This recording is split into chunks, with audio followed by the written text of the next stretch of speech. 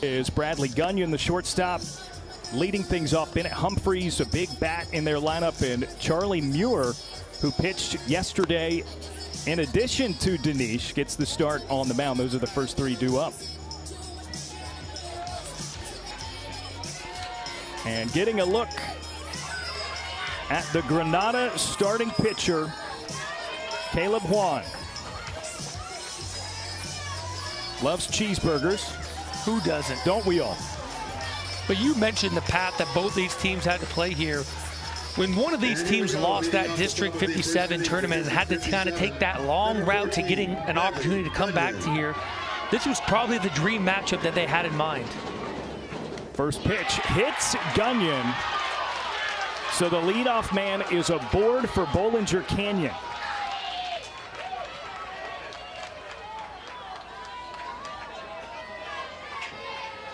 Listen, there's a lot of emotion tied up into this. That would be the case with a air quotes standard intermediate baseball World Series matchup, but the crowd is maybe as big as it's ever going to get for a singular game here. Yeah, and even though these kids play at different little leagues, they're from neighboring towns, a lot of them probably know each other. There's a lot of bragging rights on the line in a matchup like this.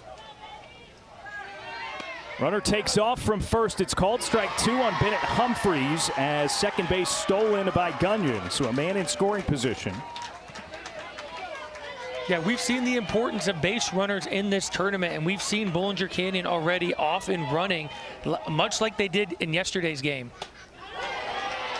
Humphreys takes 1 ball, 2 strikes.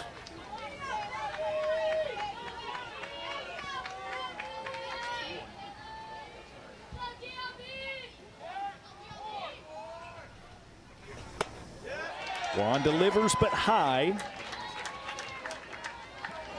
And now it's 2-2. This game getting started well after its initially intended start time, as that one is sent skyward into foul ground and out of play. With that being said, Kevin, these teams have been here and been ready for a while.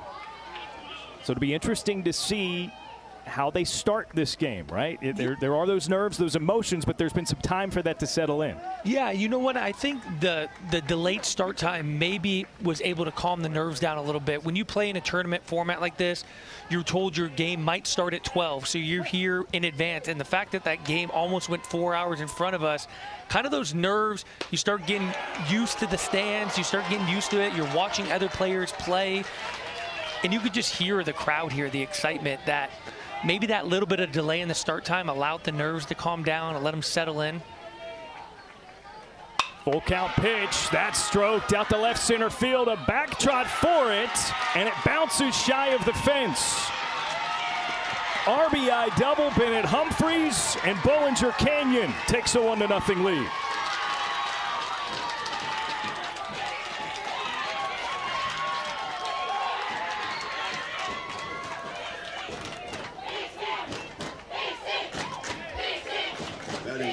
Yeah, just a really nice job by Humphreys right there.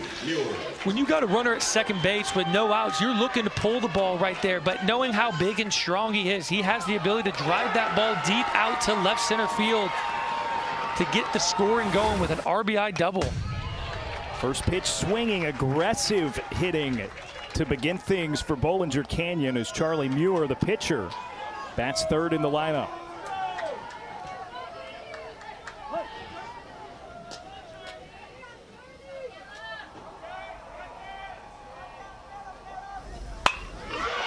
He sprays that one into the opposite field. It's down in right. He singles. Humphreys into score, slides in safely 2-0, and Muir sneaks underneath the tag at second.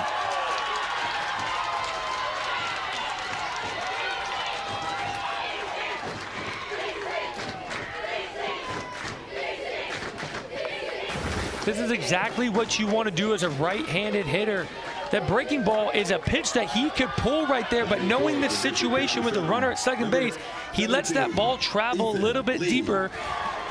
The guy at second base gets a tremendous read, knowing that's a line drive. That's in no man's land. No one's getting a hold of that.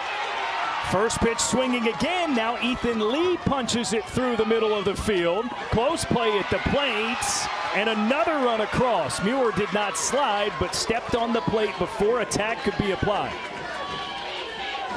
Yeah, very fortunate to be safe right there. Hard hit ground ball up the middle and a tremendous throw by the center fielder. We pointed out in the first game how far the guy is on deck. It makes it really hard. The base runner's kind of on an island going home by himself. No one really telling him what to do. But you know in the situation of the game that there's going to be a play at the plate. You've got to get down and slide. Another first pitch swing. Cooper Sullivan lofts it out into center field. Catch is pulled in by Bowen Marr. And a second to breathe.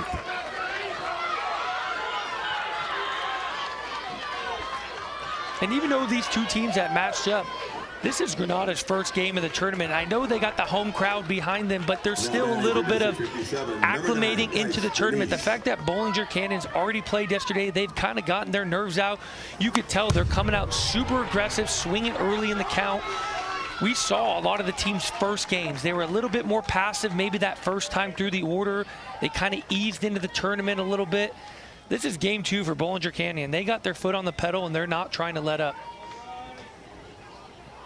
A 3-0 start here in the top of the first after they went down 3-0 in the first against Florida yesterday and overcame that.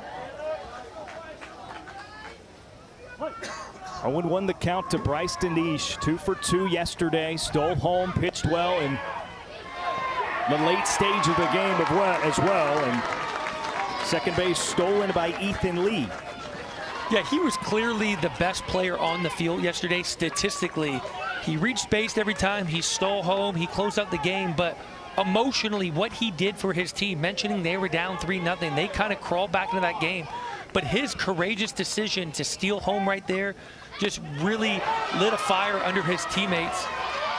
It gets by the catcher, Caleb Cervello, so Lee is safe at third with no throw.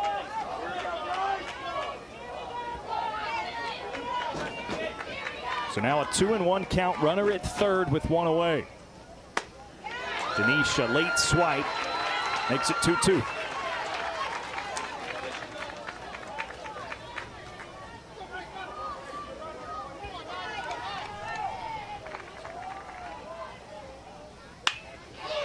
Turned on, but foul. Man, those are some quick hands to get it around that inside pitch. Yeah, very nice, easy, quick swing right there. Just a little bit out in front. Really a pitch you can't do a whole lot with except pull it foul. We always talk about kind of the decisions that have to be made in terms of pitching, but early in this game, giving up 3 runs, it is the first inning. They decide to leave the infield back. Up and inside to Denish. Now a full count.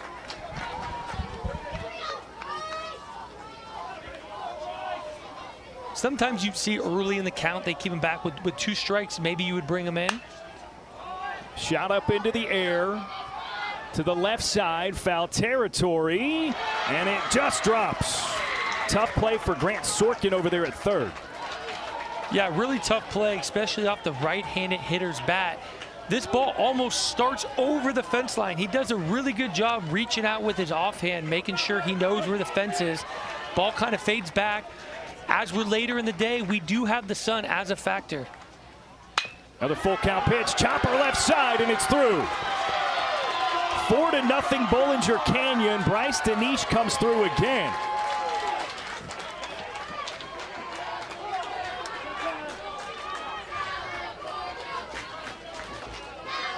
In the game of baseball, sometimes the opposition will give you another life. And in this situation, with the drop ball at third base, gives Denish another opportunity at the plate, and he gets a good pitch out over the middle of the plate.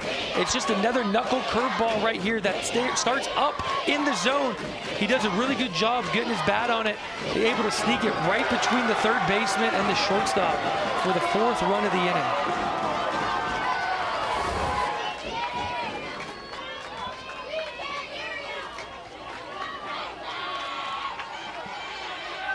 Crowd's going back and forth. It's already happening in the top of the first inning here. We got a long way to go, I suspect, as is maybe indicated by the Granada decision to leave the infield back there. Seems like they expect this to feature a lot of run scoring. Runner takes off. Dinesh dives in. He's in there with a stolen base. Yeah, you talk about the dream start for Bollinger Canyon. This is exactly it. First pitch, hit by pitch, base runner on, double, single, single, fly out single. Very aggressive on the base pass. Everything is going right for him right now. And a first pitch strike to Sorkin.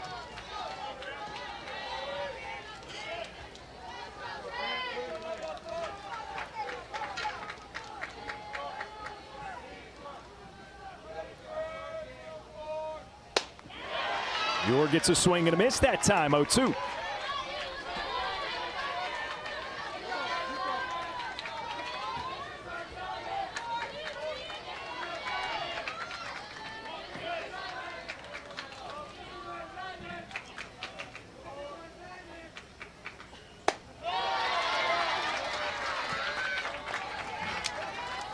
Once again, we've talked about this situation. When you do load the bases and we see the chaos on the bases, this is a great time for you just to focus on the catcher's glove. Now it's 2-2. And it's a hard thing to balance. You know, they haven't really been holding runners all that long in their life. This is really new for them, the leadoffs and stuff. So it's a lot to learn. And we see how aggressive the base runner's on, but it does take your focus off of trying to throw strikes. Sorkin lifts it into right center field, and it's down. One run across. And there's a second.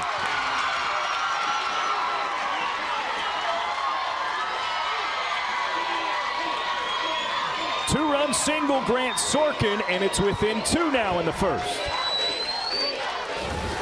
Really good job right here. He fell behind in the count, laid off a fastball up in the zone, was able to get to his secondary pitch. And sometimes all you got to do is put the bat on the ball and you find holes sometimes. Does a really good job getting that curveball up in the zone, blooping one out there in the outfield, scoring 2 runs. We got ourselves a ball game. They're at first and second, 1 away. Big open stance for Colin Kenny, who's next up for Granada. And he's grazed by the pitch.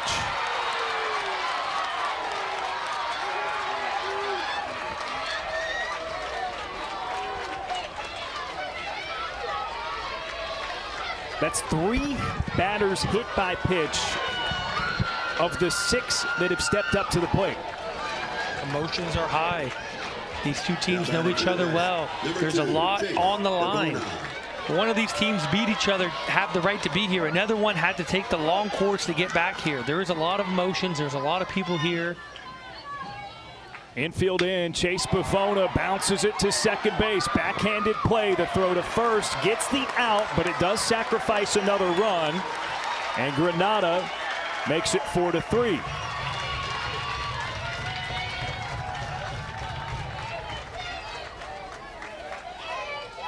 Just good baseball all around right there. Not waiting around too long in the count, understanding the situation, trading the out for a run, and a really good decision by the second baseman. You're in. Your thought process is, I want to make the play at home, but understanding how hard that ball was hit or how soft that ball was hit, his only play was at first base.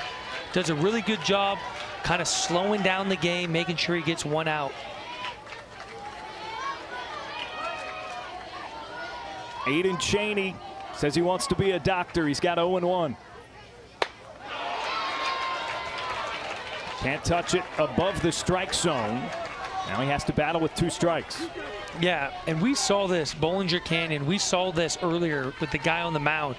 He had a very similar at-bat that led to 2 runs. He was able to throw fastballs by the guys, and he decided to go that secondary pitch. Let's see if he stays with the fastball up in the zone here. Drops it down into the dirt, opposite batter's box. Relatively easy take for Cheney. It's really hard as a young pitcher when you have a multitude of pitches, when you have multiple pitches. X out, 1 down.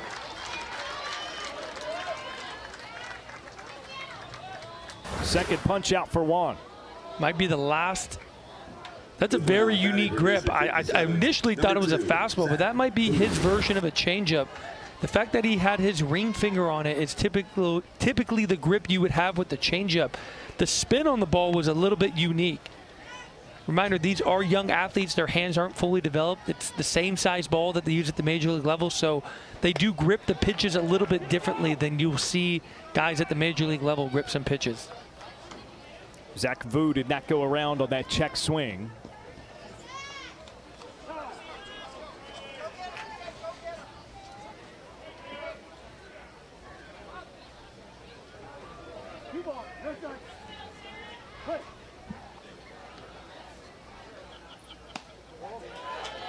Down and in, it's 3-0. We've seen Juan knuckle some pitches too. It's breaking ball. Yeah, we've seen the churve already in this tournament. We're going to call it the churve. Yeah, the changeup curveball. Yep. 3-1, contacted out of play. Full count now. But even traditionally on a fastball, you would see either a two-seam fastball or a four-seam, and it would really just be your two fingers on it. Sometimes we see that third finger on there. Just like I mentioned, their hands aren't that big. The baseball is bigger for their hand, so they have that third finger on there for a little bit of extra grip. Vu hit by the pitch with a full count. The second Bollinger Canyon batter to get hit by a pitch when 3 Granada hitters have been hit. Now batting for District 57, number 12, Hayden Johnson. And you said it, this is a rivalry game. It's not like they're trying to hit the opposing batters, but maybe a little bit of nerviness with the way this thing is started. Yeah, a little nerviness, a little bit of competitiveness. They understand both these teams have the ability to score a lot of runs. If you're trying to go inside on a batter, you have to be willing to miss in, and that's how you get hit batters sometimes. If you're afraid to hit a batter, your mistake ends up over the heart of the plate, and that's not good either. Vu with a clean steal of second. Yeah, good timing right there, good lead, good jump, and also the right pitch to run on. Usually most effective running on off-speed pitches. He picked the right one.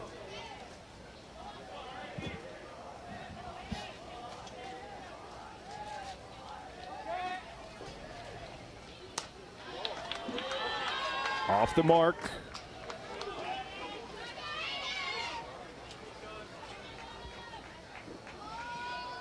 Hayden Johnson, an extra hitter in this lineup. Rips it to the right side of the infield. Good glove at second, and the throw to first executes the out. Moves the runner to third. With 2 outs, batting for District 57, number 1, Wes Cook. So 2 away for Wes Cook, who's the 12th batter in the order.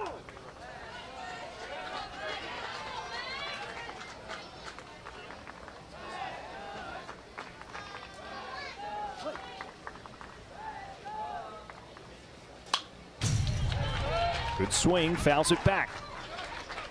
That was really District 57 championship right here at Max Bear Park. game time got pushed back an hour and 40 minutes. There was just a lot of tension. Both these stands started filling out from the hometown teams. We knew it was going to be a little bit wacky this game. Swatted into right field for a base knock. Savello leads off with a single.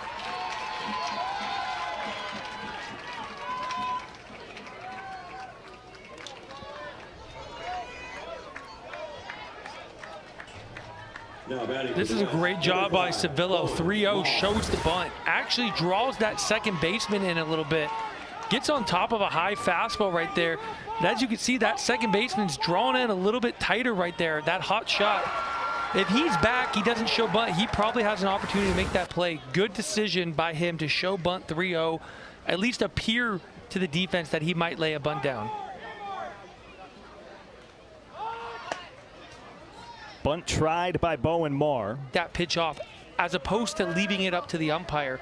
And in a situation like that, you don't necessarily want to put in the umpire's hand when you feel confident that you can fight that pitch off, unless it's an obvious ball.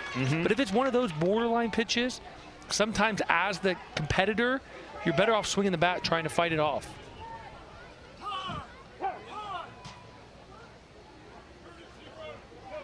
Timeout looks like for a courtesy runner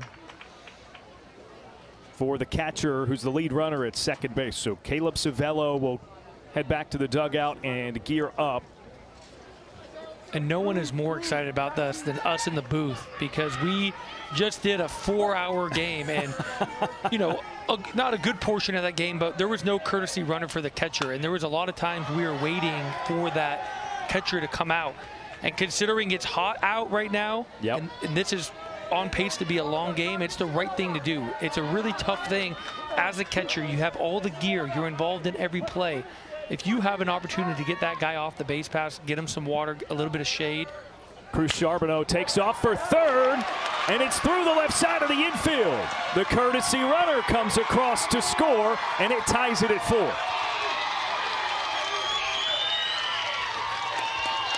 That base of the run is trying to score 4-4.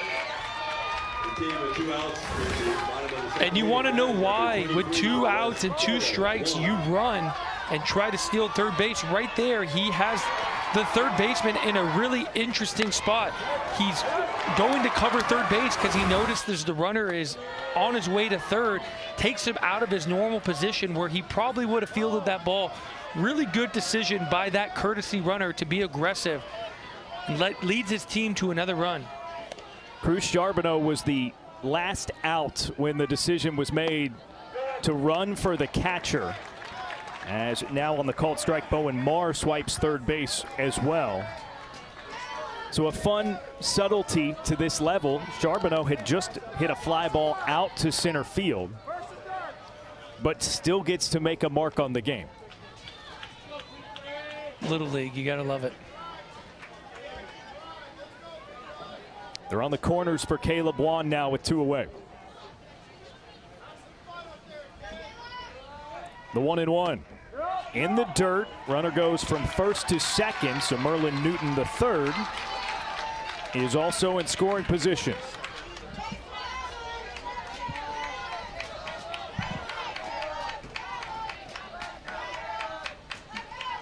Charlie Muir with a 2-1 pitch. Big swing and a miss. Got one off balance.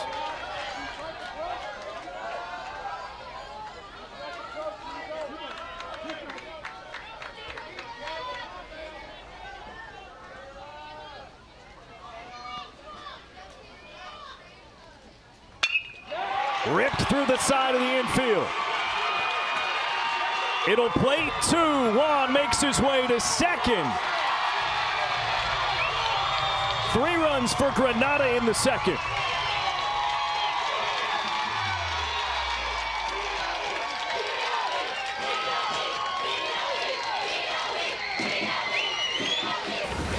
Yeah, what a really good swing and what a loud noise. Gets on top of that fastball. We're talking about a lot of balls that get to the outfield that we're seeing barehanded. That's one of the rare ones we've seen the outfielder pick up with his glove. That's how hard he hit the ball. But we've also talked to the importance of 70 feet in this game. That's a really difficult deep throw to make right there. The left fielder tries to get the runner out at home.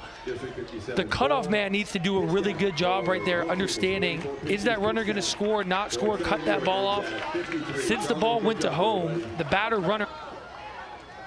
Here in the bottom of the second, and it's a miss outside of the strike zone to Mateo Dutiri.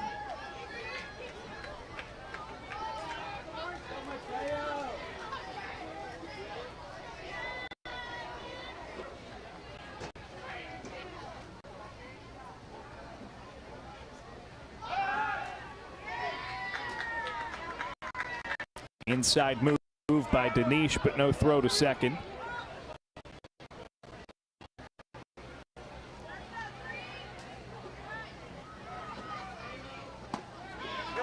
Breaking ball is across through the back door, 1-1.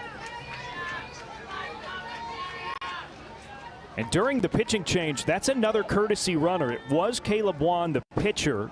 It is again Cruz Charbonneau.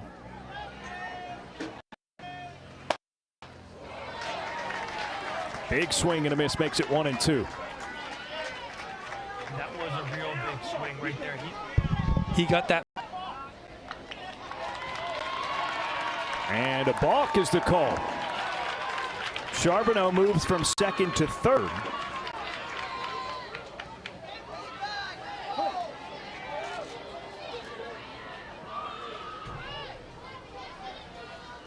Two strikes on Dutiri.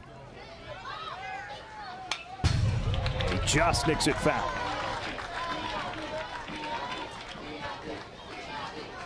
Yeah, we've seen quite a few balks called today, and I think it's just because there's so much chaos on the bases. These pitchers are paying so much attention, and the runners are causing the pitchers to have a lot of attention on them. Good take by Dutiri. So the previous play is under review. Another foul ball. Cheney stays alive. And as we saw in that previous game, that long game, the extra inning game between Aruba and South Korea, when hitters can continually foul off pitches and get that pitch count up, we believe that was a huge difference in the game. Aruba had a guy on the mound who hit that 35th pitch mark, and he could not finish that last batter of the game, which ultimately ended up being the difference in the game. So the more as offensively you can see pitches and foul off pitches and get that pitch count up, it will help your team out. Wild pitch. Runners advance. They're now at second and third. 2-2. This is pitch number 7 to Cheney. Infield is in, and it misses down and away for ball 3. The runners advancing, and Kenny scores from third.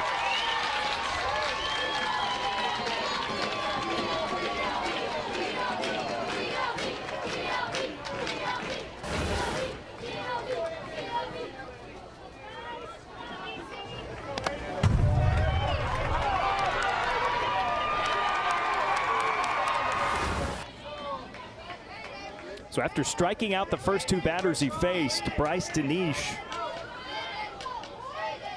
has hit a batter, walked a batter, and now Aiden Cheney and he have battled it out up to 8 pitches here with a full count. Cheney contacts it in the air, and it is caught right up against the fence for the out.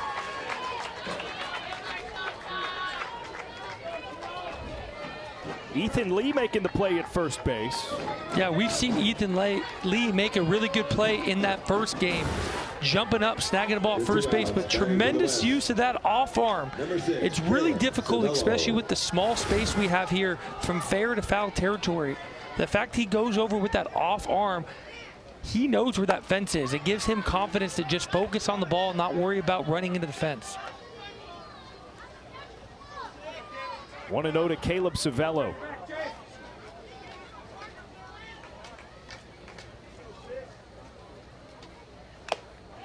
Foul tip. Matchup, first time ever at the Intermediate Baseball World Series. 2 teams from California District 57 are squaring off. First pitch swung on. Cooper Sullivan flies it into right field. It's pulled in for the out. Flying out to right field for the first out. Bringing it back, number 9, Bryce Danish.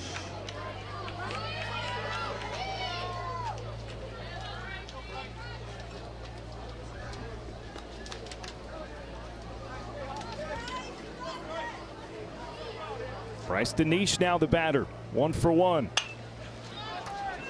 2 pitches and another pop up. Caught on the infield, 2 outs. A really nice job continually pounding the strike zone. This game could have very easily got away from him. He had a really tough first inning. Hits the first batter, back-to-back-to-back hits, 4 runs across. He's done an outstanding job staying in the moment, understanding he had time to kind of bounce back, allow his offense to go up there and give them a chance to score some runs. Big swing and a miss, 1-1 for Jackson Manos. As Caleb Juan, the starting pitcher for Granada, gave up those 4 runs in the first. It's been just 1 run for Bollinger Canyon since then.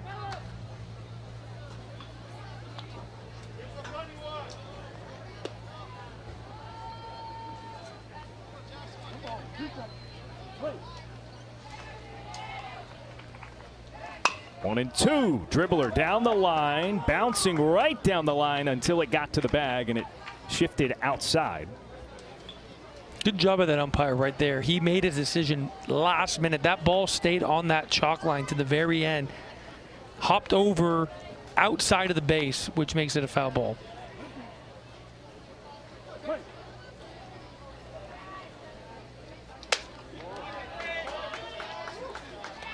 Two balls, two strikes to Manos. Pitch number 60 coming for one. And it's fouled out of play. So it stays 2-2.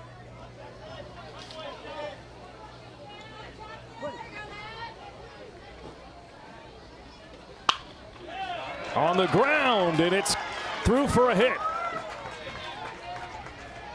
Manos clubs a single. And a runner aboard with two away. He's the catcher. Sounds like he's going to get a courtesy runner.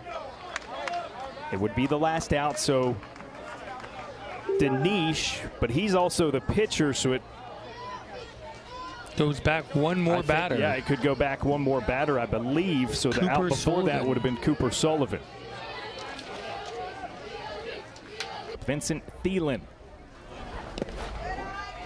Down and in, 1-0 the count.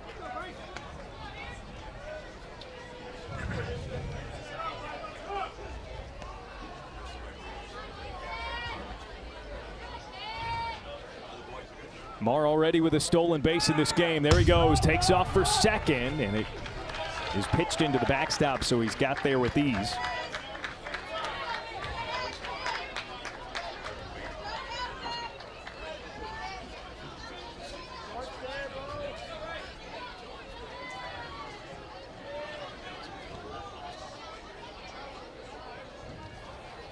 Two 2-0 from Dinesh.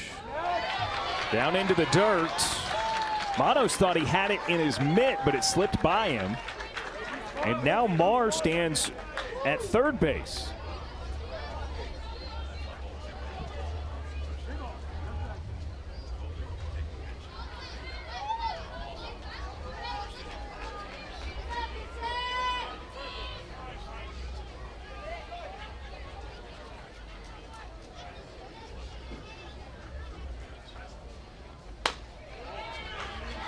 Ball four, Thielen walks. And they're at first and third. Bollinger Canyon had brought the infield in on that last pitch with the runner at third.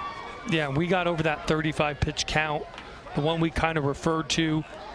Dinesh has been so valuable to this team, not only offensively, but also on the mound. The fact that he can walk off this mound at kind of that 35 pitch, if they're able to go on and win this game, he'll be able to pitch on regular rest Thursday. If they have to come back and play tomorrow, he won't be able to pitch, but he will be available on Thursday. I think the pitcher thought maybe a play was on. Top of the order, Cruz Charbonneau is the batter for Granada. He takes up and inside.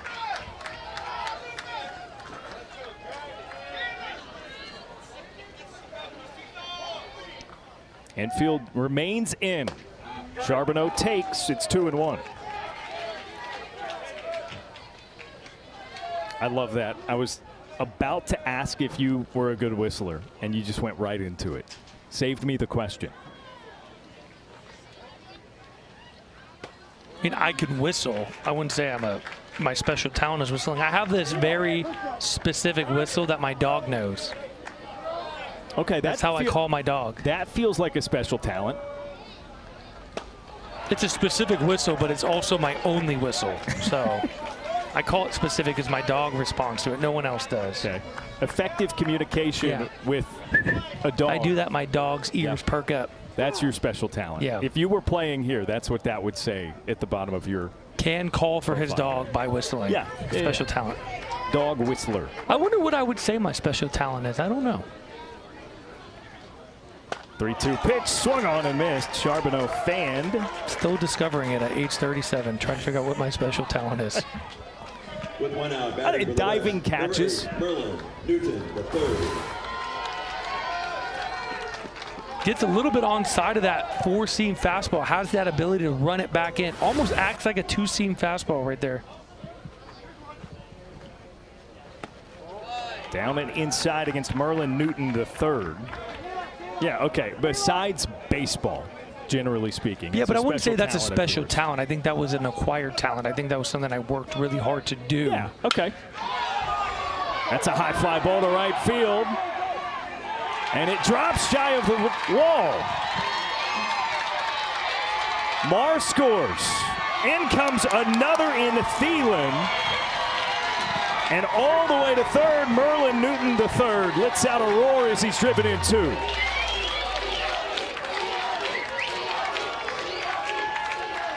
He knew better than his base runners on the base. When he hit that ball, he was going to third base. He could tell he got a hold of this thing. He stayed behind this fastball out over the plate. Does a really good job driving this ball deep down the right field corner. Drives in 2 runs and gets himself to third base with less than 2 outs. Now a 4-run lead for Granada, playing at their home park, Max Bear Park here in Livermore.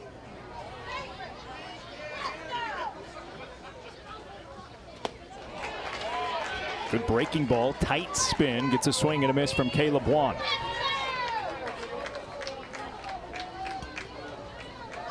Caleb Wan's had a very eventful day. Been on the mound, been on base. Oh. That skips off the catcher's equipment and into the backstop, and Newton comes in to score.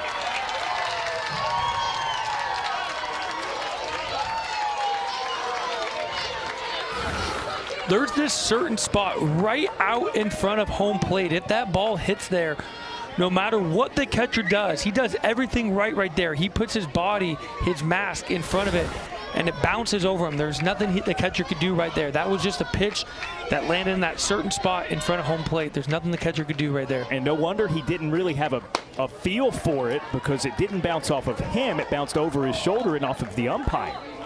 Yeah, completely skipped over his body. That's how far out in front the ball bounced. It completely cleared the catcher's body, went off the umpire's shoulder pad.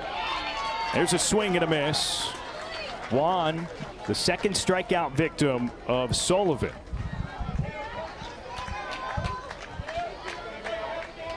So now 2 down, but 3 runs have scored so far for Granada in this bottom of the 4th.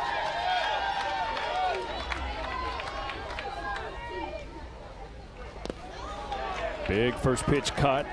Mateo Dutiri has walked and struck out in 2 plate appearances so far. Yeah, I'd like to see him get a hold of one, because he's going up there with bad intentions. He's got that big kind of tip out with the bat. He's not afraid to get his big swing off.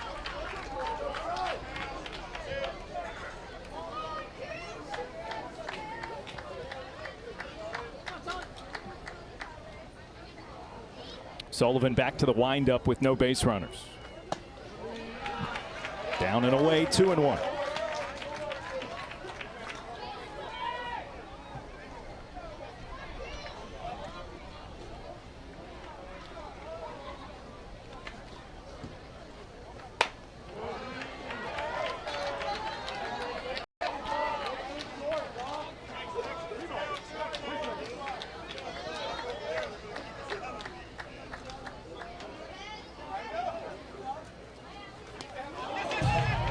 There's a swing at it.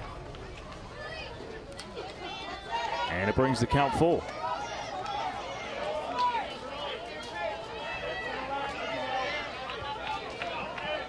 And he really is trying to get a swing off. That was pretty easily ball 4. Sullivan with a full count. Contacted into the air. And it escapes the field of play. That was a good adjustment right there. He was in a leverage count, 3-1. Chased what would have been ball 4 down in the zone. Does a good job stepping out of the box, takes a deep breath, understands he needs to see the ball up in the zone. 3-2 with 2 away. Breaker misses outside for Sullivan. So Dutiri walks, and it brings up Grant Sorkin.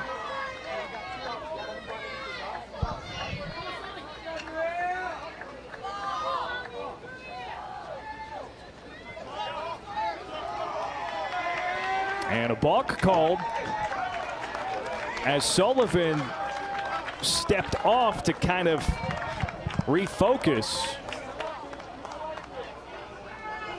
Yeah, he got on the mound, has a little mental lapse there, goes in the windup and actually steps on. He got on the mound in the windup, realized there was a runner at first base, and actually took his wrong foot off the mound, which indicates that he was starting his windup. Okay, yep. Now batting for the West. First pitch is a strike to Sorkin. Yeah, as a right-handed pitcher, when you're facing in your windup, your first move would be your right foot back. Right foot, because that's the one that is guaranteed to be on the rubber. Yeah. You don't have to have it on the rubber. Yeah. So the right normally your left foot would go, your right foot would turn, you get ready to plant. Yep. He stepped off with the wrong foot. Yeah. He's got 2 strikes on Sorkin, though. And it's grounded up the middle and through for a hit. Sorkin singles. Here comes the runner. He's safe. It drives in another for Granada, and Sorkin makes his way to second as well.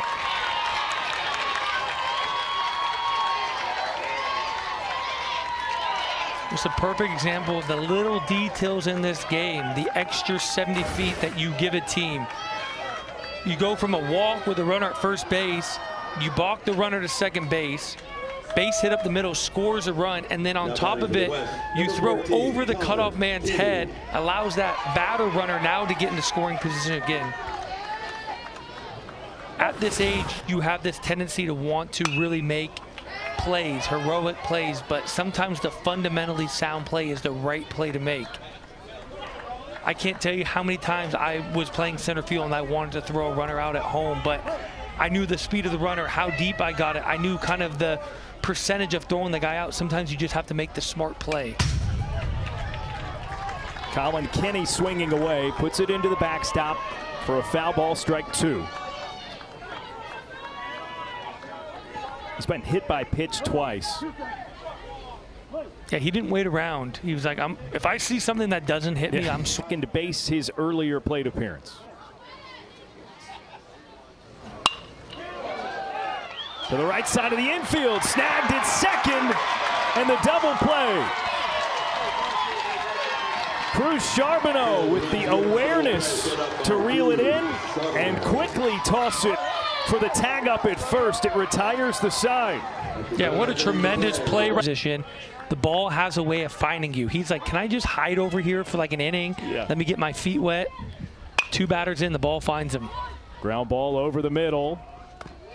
Clean play by the shortstop.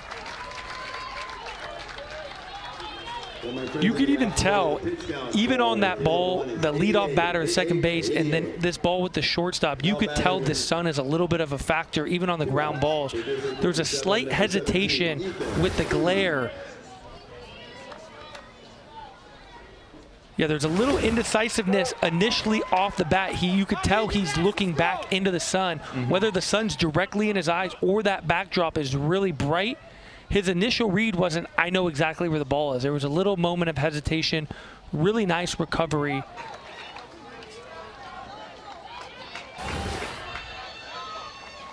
That's just a really nice swing. He gets a fastball out over the heart of the plate, gets behind that ball, gets it up in the air deep to left center field for a nice, easy stand-up double.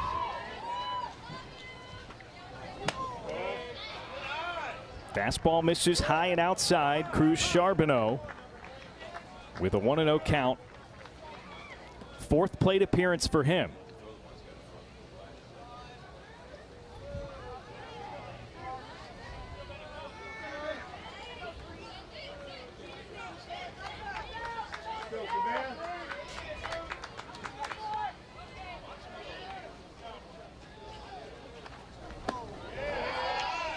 Rolls away, great jump by Thielen.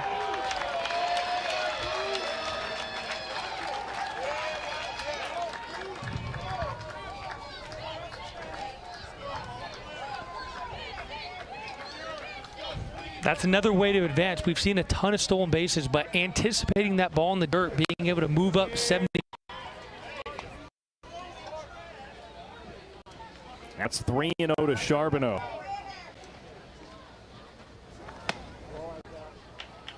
And ball 4, Charbonneau walks. So this is one of the more interesting things you'll see on a baseball field, and it only happens on a Little League field, but we do have a left-handed catch right now, and it looks even more unique with a left-handed pitcher on the mound. You know, left-handed pitchers are less frequent than right-handed pitchers. Now you have a pitcher on the mound with a catcher that you never see. It just looks completely different. Charbonneau takes it off with no throw. He's at second now. Caleb Competente is the new catcher for Bowling Canyon. And I've had this argument so many times. I don't understand why you can't have a left-handed catcher. I get like a shortstop of the field, but a left-handed catcher doesn't not make sense to me. A right-handed pitcher or right-handed catcher has trouble throwing base. The lefty's got a better angle. A right-handed catcher has the ability to throw it to all places. That's by Competente. And the run comes in from third. Thielen scores. Charbonneau from second to third. Yeah, I guess, you know, just like a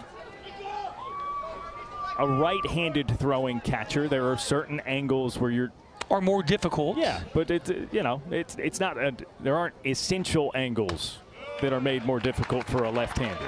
Yeah, I don't see the most common throw that a catcher is going to make, aside from throwing back to the pitcher, is to second base. I don't see a big difference from a left-handed catcher or a right-handed catcher. It changes when you start throwing to third base and first base, but you don't do that a ton anyway. Yeah. They each come with their unique challenges. Now, is that maybe the conventional thought there is based on the assumption that most batters are going to be right-handed, so a lefty catcher throwing down to second is going to be more interfered with? Yeah, I could totally understand where there are more right-handed hitters. Typically, as a right-handed catcher, my back is kind of faced towards that batter where I'm not seeing him as much, and maybe if I'm a left-handed catcher, depending on where my arm has to drop, the different slots I could throw from. But you see it all the time with a right-handed catcher and a right-handed hitter when it's stole a third. Yeah. They have the obstacle to overcome.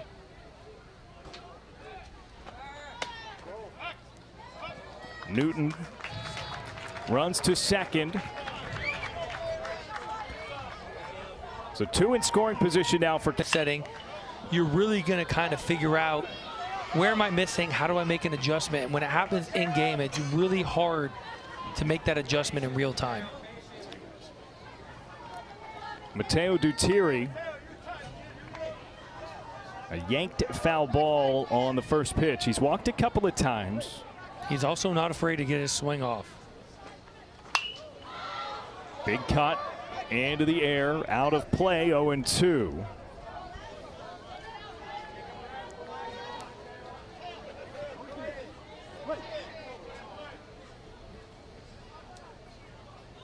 Cook winds.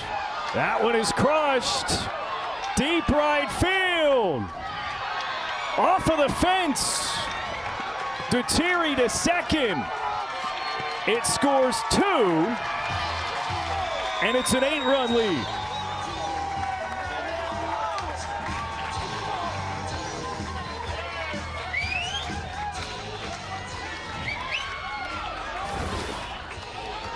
This is the swing that we have been waiting on all game. He thought he got it, and he was about a couple feet from not only hitting a grand slam, it would have been a walk-off grand slam as well. And the runner takes off from second, unknowing that there was a runner at third, and then the throw gets away.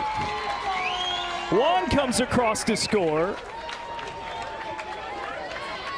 Dutiri scrambles back to the bag at second and is safely returned. Hey, sometimes in this game you got to get a little bit lucky.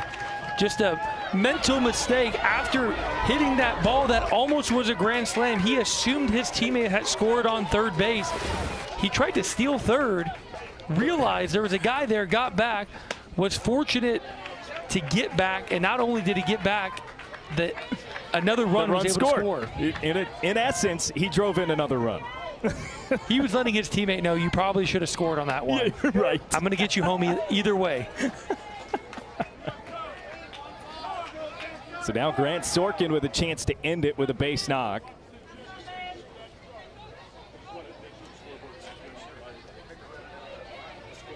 Can we check the scoreboard? Is it correct? Oh, you're adding when it's 15.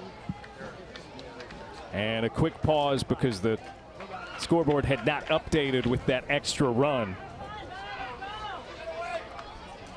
Which every run is really important, but considering we're at 9 runs versus 8, the runner at second base is actually very important for if this game goes an extra inning or not.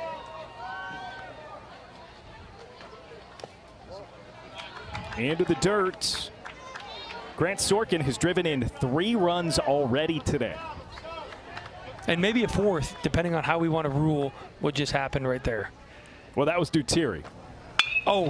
Yeah, I was talking about Sorkin, who shoots it into the air right center field, and it's down for a hit. Sorkin hesitated, slides into second, and he is tagged out. Dutiri had to wait for the ball to land fairly, so he only makes it from second to third. He's been swinging a hot bat today, and once again, he gets a good pitch, drives it out right in the gap, right in between the center fielder and right fielder. Right fielder makes a tremendous effort trying to make a play, and a really great recovery by the center fielder, making a strong throw to second base. The call on the field was out, but the play is under review. So they're challenging the play at second. On the field, it was ruled that Sorkin was out for out number 2. Dutiri moves from second to third either way. Regardless of the outcome of this play, we've seen this many times over the 3-4 games that we've done. Some of these young athletes maybe taking things for granted or assuming certain things are going to happen and not sliding. He's probably very easily safe right here if he slides, but I think he doesn't anticipate this backup by the center field and a strong throw. He kind of goes in a little bit lackadaisical, a really late slide right there. Kind of a downward slide as opposed to, you know, really anticipating. You could see he kind of is cruising into second base and then goes, oh no, there's a throw, I got to get down. See how he almost kind of slowed his momentum down a little bit? Yeah, I tell you what though, I think there's a chance he snuck underneath the tag here. And better sliding late than never, because we have seen a couple scenarios where runners haven't even slid, and the tag is so much easier when it's up top. Yeah, I love it. Sorkin immediately going to the earmuffs motion. I apologize for my brothers that are still playing in the major leagues. We have kind of set that example for the younger age because it has something that has kind of evolved in the game, and we understand that it is part of the game, and we do kind of influence a lot of what the younger players do.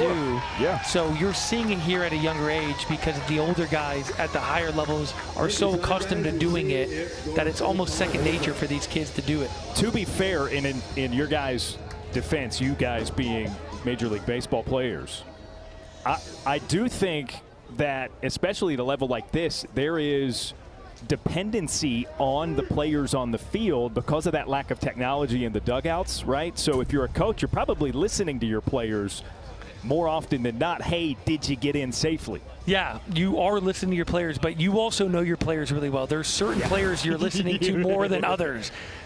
And I think, well, I don't even have to wait for the official review. Sign guys say safe. And as we look at it again. And I agree with him because I think right there he did have this late slide. And once again, a late slide is better than a no slide. But I think it almost kind of confused the infielder too. He saw him kind of standing up. He goes with that high tag. He goes with the late slide. He's able to kind of slip his foot underneath the tag. I think the call will be overturned on the field. That's not just my opinion. That's the opinion of the sign guys too.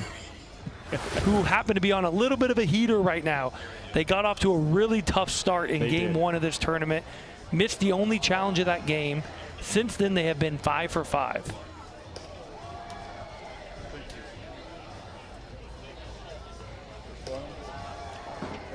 So it looks like we've got an official ruling.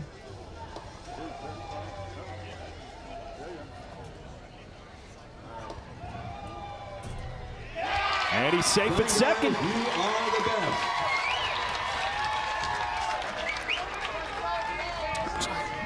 Third hit for Grant Sorkin. Correct. Congratulations, guys. And so now we can wipe off one of those outs. They're at second and third with one away. Number 14, Colin Keeney.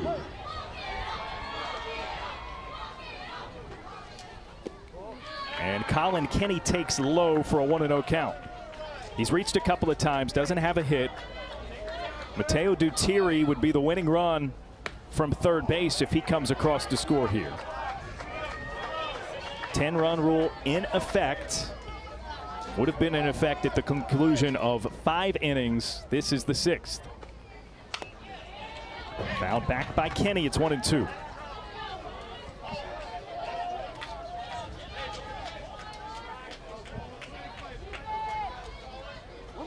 Infield now with 2 strikes playing in. We would have thought we would have saw him on the grass to begin with, knowing that's the game-winning run. But they decide to come in with 2 strikes. Kenny waves and misses. That's the second out. And so now it'll be an opportunity for Chase Bivona.